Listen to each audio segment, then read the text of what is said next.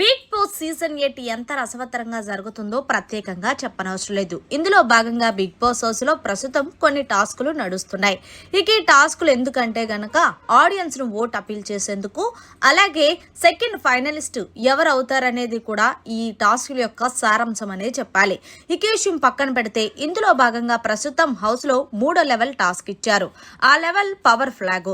ఇక హౌస్ లో ఉన్న కంటెస్టెంట్స్ అందరూ కూడా ఈ టాస్క్ లో పార్టిసిపేట్ చేశారు.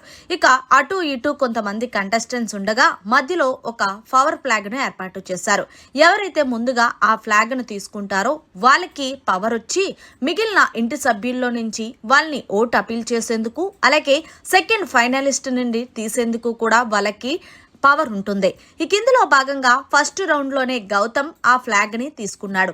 ఎప్పట్లాగే గౌతమ్ తన బుద్ధిని బయట పెట్టాడు. ఎప్పుడు చూసినా నిఖిల్ ని టార్గెట్ చేయడంలోనే పనిలో ఉంటాడని చెప్పడంలో ఎలాంటి సందేహం లేదు. ఈ విషయం పక్కన పెడితే ఫస్ట్ గా గౌతమ్ అయితే గనక ఆ పవర్ ఫ్లాగ్ ని తీసుకొని వెంటనే ఆలోచించకుండా ప్రేయర్ ని, నిఖిల్ ని వీళ్ళిద్దరిని తీసి పాడేశాడు.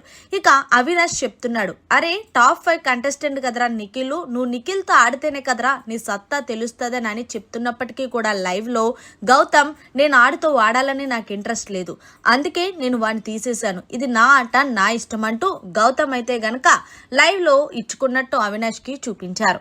నిజంగా చెప్పాలి అంటే గనక ఒక హీరో ఇంకో హీరోతో తడబడితేనే కదా అప్పుడు ఎవరి స్టామినా ఏంటనేది తెలుస్తుంది. మరి గౌతమ్ ఎప్పుడు చూసినా సరే మెగా చీఫ్ కంటెండర్ దగ్గర నుంచి ఫైనలిస్ట్ అయ్యే టాస్కుల వరకు తనకి ఎప్పుడైతే ఛాన్స్ వస్తుందో అప్పుడు నిఖిల్ ని పక్కకు తీసేస్తాడనే చెప్పాలి. మరి మీకు కూడా అలా అనిపించిందా లేదా అనేది కమెంట్ సెక్షన్ లో తెలియచేయండి. ఏదేమైనా సరే గౌతమ్ నిఖిల్ ని తీయకుండా నిఖిల్ తో పోరాడుంటే నెక్స్ట్ లెవెల్ ఉండేది. కానీ గౌతమ్ కి భయం, నిఖిల్ ఏదన్నా టాస్క్ ఆడితే నిఖిలే విజయం సాధిస్తాడని. బహుశా అందుకే తీసాడేమో నిఖిల్ ని పక్కకి. మరి దీని మీద మీ అభిప్రాయం ఏంటనేది కమెంట్ సెక్షన్ లో తెలియచేయండి. మరిన్ని లేటెస్ట్ లైవ్ అప్డేట్స్ కోసం చూస్తూనే ఉండండి మన ఛానల్.